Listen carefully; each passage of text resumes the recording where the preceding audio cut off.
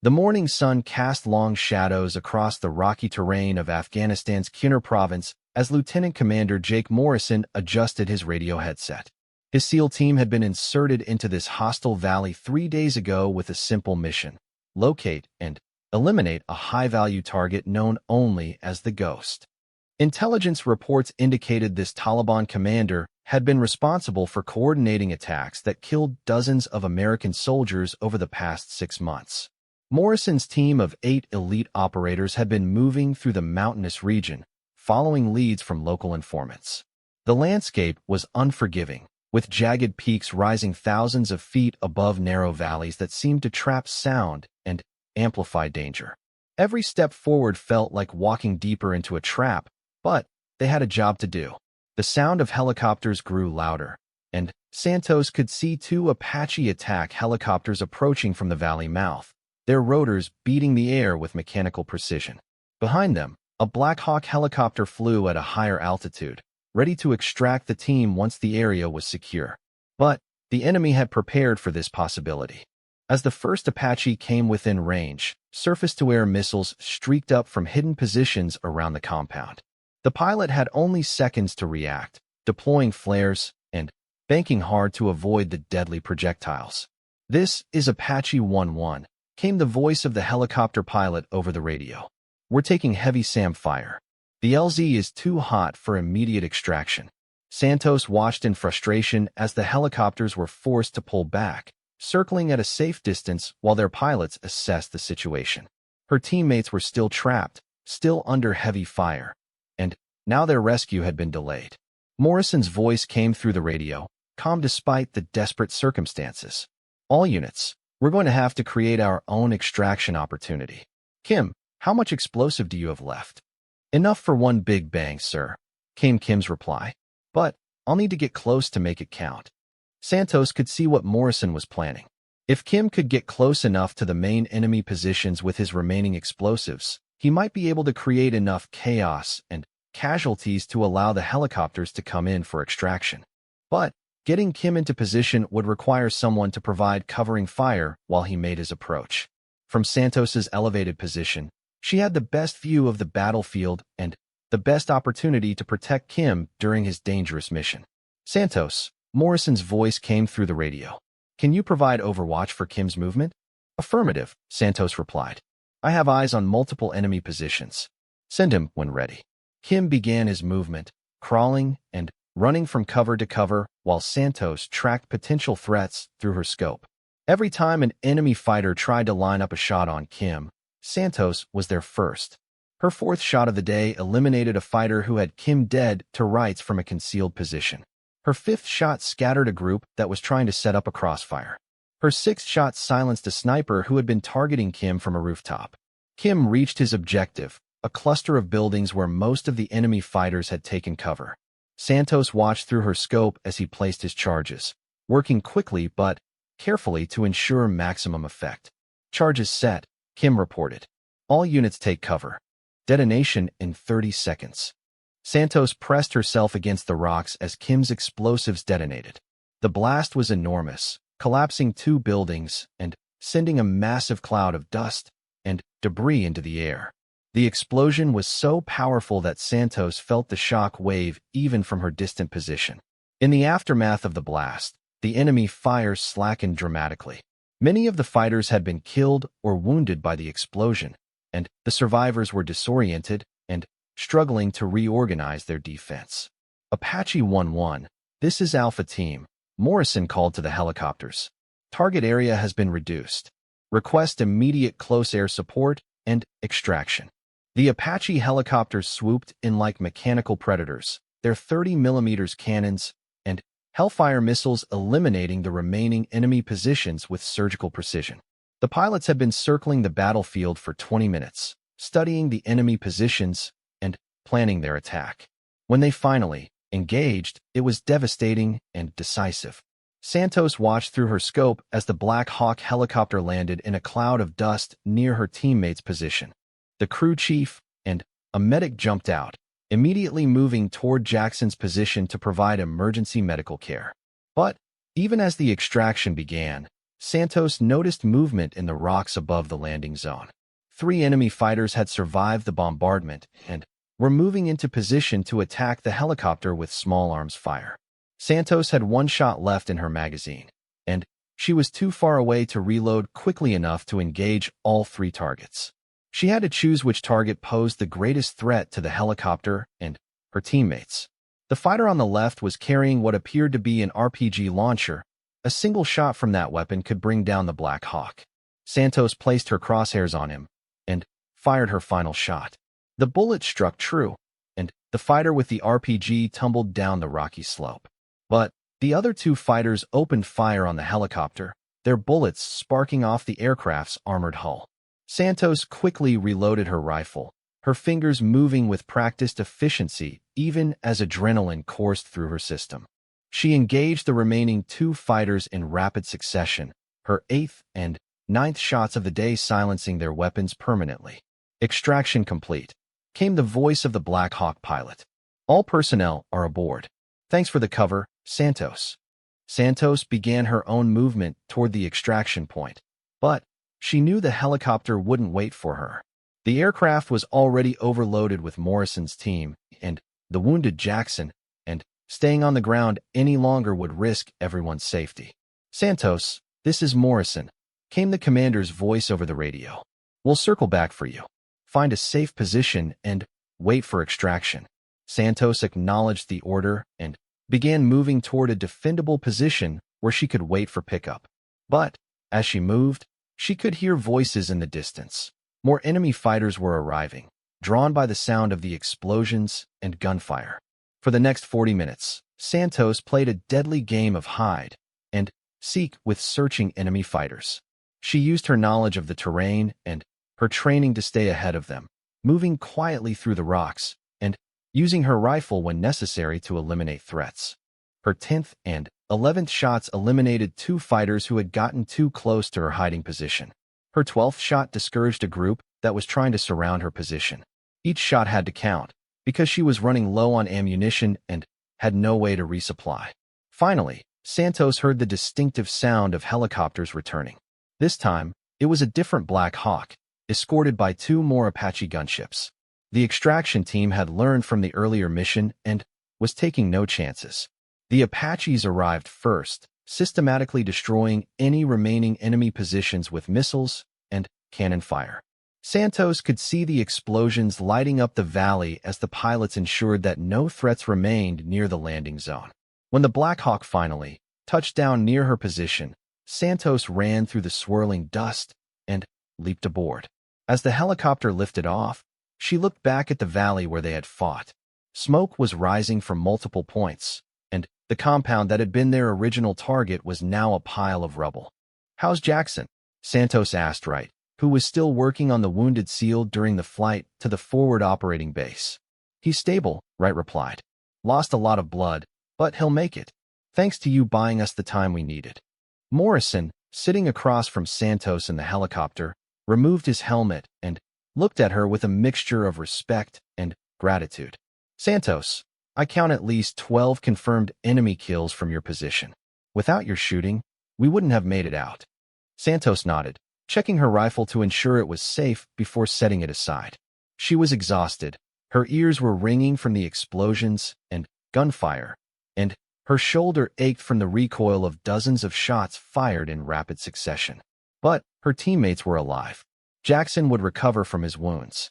The mission had been a success, even though it hadn't gone according to plan. 3 weeks later, Santos stood in the briefing room at their forward operating base, listening as Morrison debriefed their mission for the intelligence officers. It turned out that the compound had indeed been a trap set by the Ghost and his network to lure American forces into an ambush. But the trap had backfired. The documents and equipment recovered from the destroyed compound provided intelligence that led to the capture of the Ghost himself just 5 days later. The Taliban commander's network was rolled up systematically over the following weeks, eliminating a major threat to coalition forces. Santos was awarded the Silver Star for her actions that day, becoming one of the first women to receive the decoration for combat action as a member of the SEAL teams. But more important to her was the letter she received from Jackson's wife. thanking her for helping bring her husband home alive. The firefight in the Afghan valley became a case study taught at military schools, demonstrating the importance of adaptability, teamwork, and precision marksmanship under extreme conditions.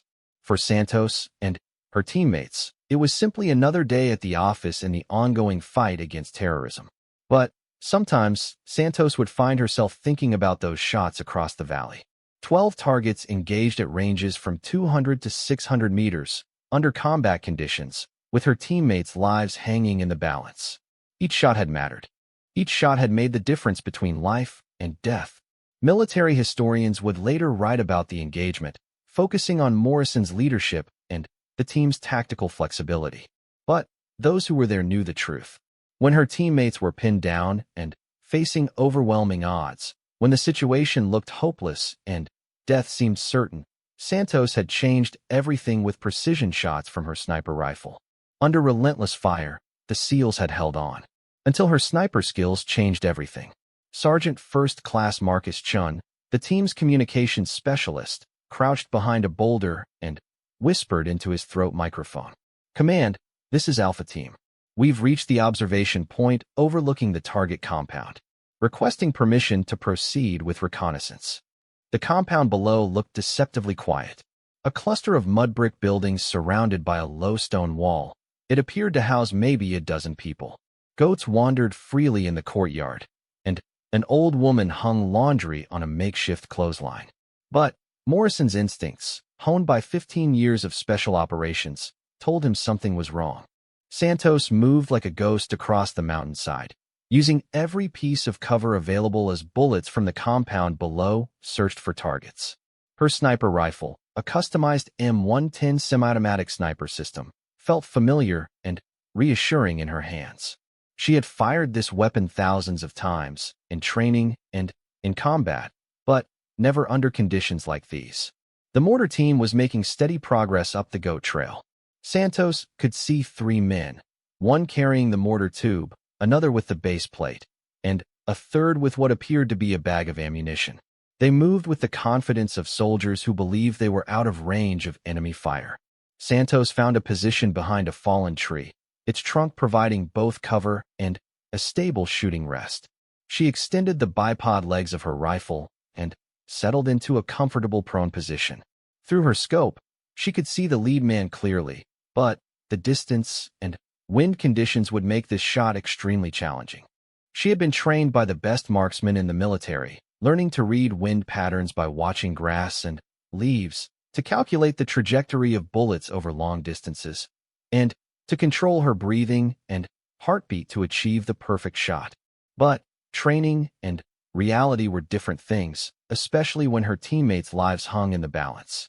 The wind was gusting from the northwest at approximately 15 miles per hour, with occasional stronger gusts that would push a bullet significantly off course. The elevation difference between her position and the target was roughly 200 feet, requiring adjustment for the bullet's trajectory. And the targets were moving, requiring her to lead them by several feet. Santos closed her eyes for a moment, centering herself the way her instructors had taught her. She thought about Jackson bleeding in the rocks below, about Morrison trying to keep his team alive with insufficient cover, about the families back home who were counting on these men to return safely. When she opened her eyes, the world seemed clearer. The wind had steadied momentarily, and the lead man on the trail had paused to check something in his pack. Santos placed the crosshairs of her scope slightly ahead of and above the target, accounting for wind drift and bullet drop. Her breathing slowed. Her heartbeat seemed to quiet. The chaos of the firefight below faded into background noise. There was only the rifle, the target, and the space between them. Santos squeezed the trigger with steady, even pressure.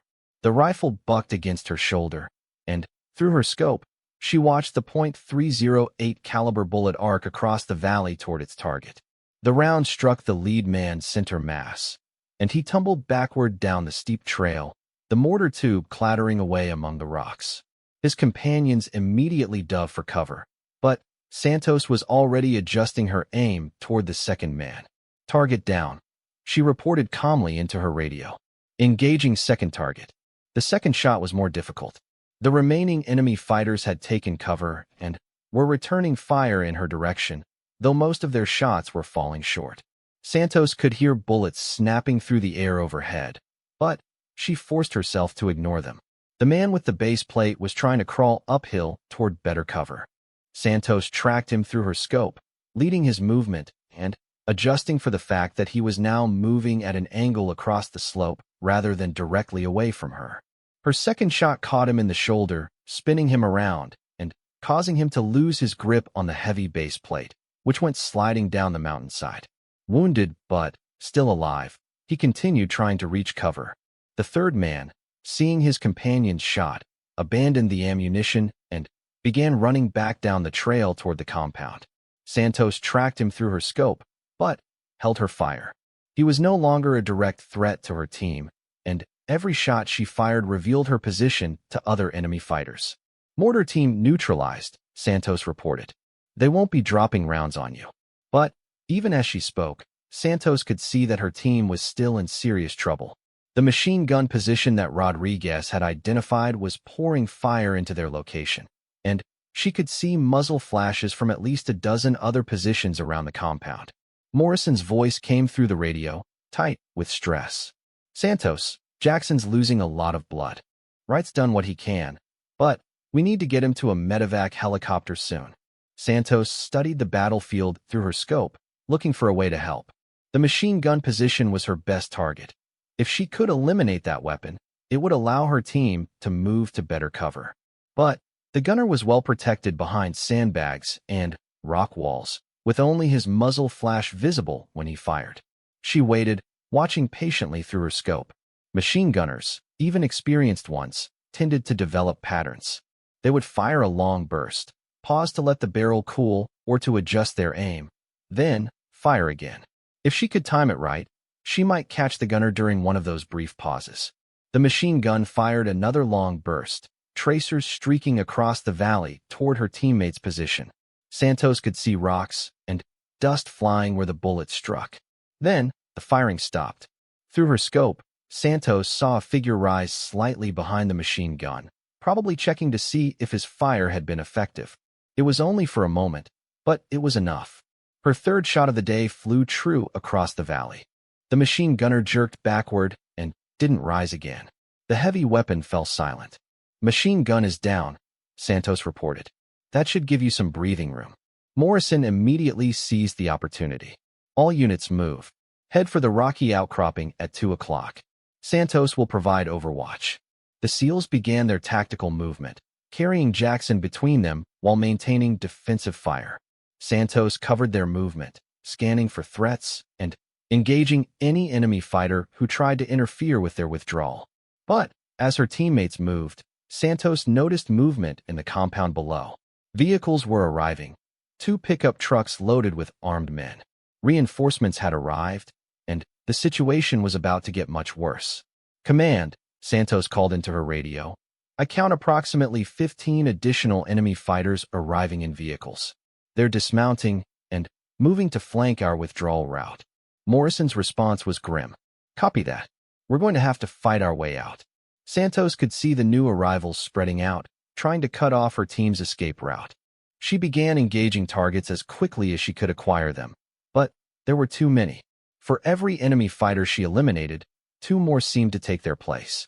The firefight intensified dramatically. The arriving reinforcements brought heavier weapons, including rocket-propelled grenades that exploded among the rocks where Morrison's team was trying to establish a defensive position. The blast concussions were deafening, and Santos could see her teammates struggling to maintain their footing on the unstable rocky slope.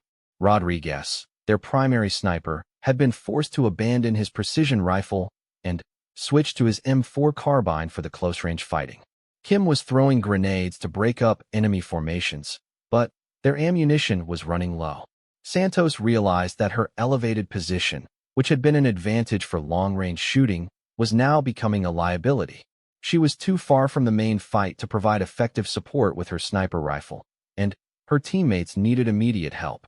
Making a decision that went against all standard operating procedures for snipers, Santos began moving down the mountainside toward the firefight.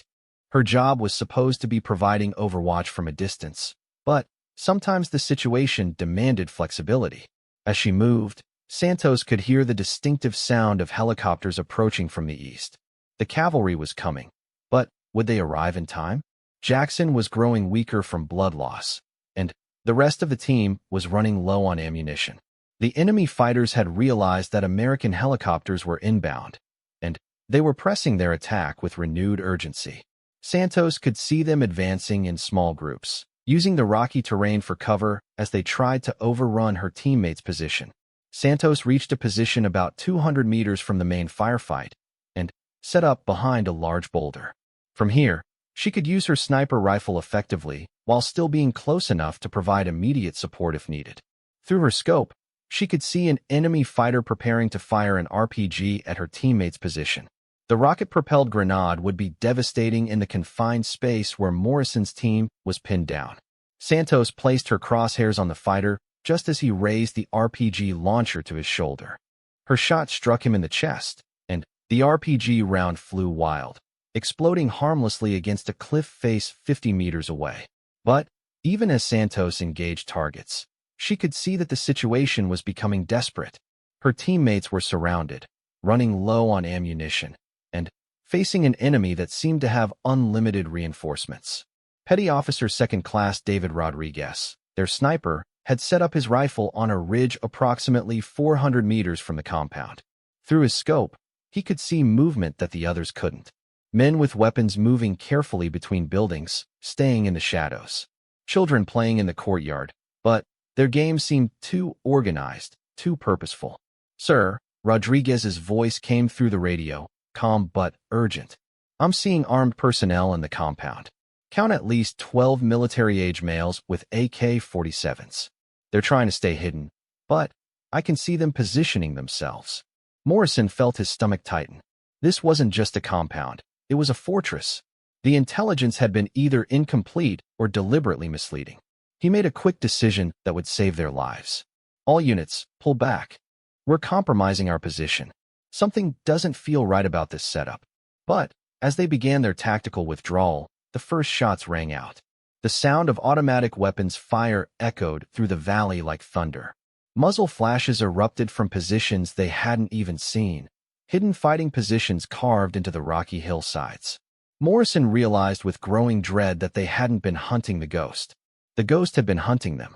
"Contact! Contact! We're taking heavy fire from multiple directions." Chun shouted into his radio as bullets whistled overhead, striking the rocks around them, and sending deadly fragments flying. The SEALs immediately took cover, but their position was rapidly becoming untenable. They were caught in what military tacticians call a kill box, a carefully prepared ambush site where every avenue of escape was covered by interlocking fields of fire. Hospital Corpsman Second Class James Wright crawled on his belly toward Morrison's position, his medical kit bouncing against his back. "Sir, we need to move. They've got us zeroed in from at least 4 different positions." Morrison's mind raced through their options. Moving forward meant advancing into prepared positions with superior numbers.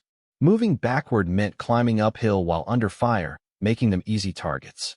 Staying put meant certain death as the enemy adjusted their aim. "Rodriguez, what do you see?" Morrison called to their sniper. "Sir, they've got a heavy machine gun position about 200 meters to our north. I can see the barrel, but I don't have a clear shot on the operator. They're dug in deep." The machine gun opened fire, sending a stream of bullets that chewed up the rocks where they were hiding. Chunks of stone flew through the air like shrapnel, and Morrison felt a piece slice across his cheek, drawing blood. Petty Officer First Class Robert Kim, their explosives expert, army crawled to Morrison's side. "Commander, I've got enough C4 to make some noise, but we need a distraction to get close enough to use it." The firefight intensified. Enemy fighters seemed to materialize from every direction, their voices echoing across the valley as they coordinated their attack in Pashto. Morrison could hear them calling to each other, adjusting their positions, closing the noose. Seaman Tyler Jackson, the youngest member of their team at just 22 years old, was positioned behind a large rock when a rifle grenade exploded nearby. The concussion threw him sideways, and Morrison watched in horror as blood began seeping through Jackson's uniform. "Corpsman!" Morrison yelled, but Wright was already moving, sliding across the rocky ground toward Jackson despite the bullets flying overhead. He's hit in the shoulder and leg, Wright reported after a quick examination. I can stabilize him, but we need to get out of here soon or he's going to bleed out. The situation was deteriorating rapidly. They were outnumbered, outgunned, and trapped in terrain that favored the enemy. Morrison had led men through countless dangerous missions, but this felt different. This felt like it might be their last. Chief Petty Officer Angela Santos had been providing overwatch from a position higher up the mountainside when the ambush began. As the team's most experienced operator and their best marksman after Rodriguez, she immediately began looking for ways to help her trapped teammates. Santos had joined the SEALs through the Navy's Special Operations Program, one of only a handful of women to earn the coveted trident. Her path to this moment had been harder than most, facing skepticism and outright hostility from some who believed women didn't belong in special operations. But she had proven herself time and again, earning the respect of her teammates through skill, determination, and an unwavering commitment to the mission. From her elevated position, Santos could see the entire battlefield spread out below her. The compound that had been their target was revealed as an elaborate trap, with fighting positions dug into the surrounding hills that were invisible from ground level. She counted at least 20 enemy fighters, all well-positioned and disciplined in their fire. But Santos also saw something her teammates couldn't see from their lower position.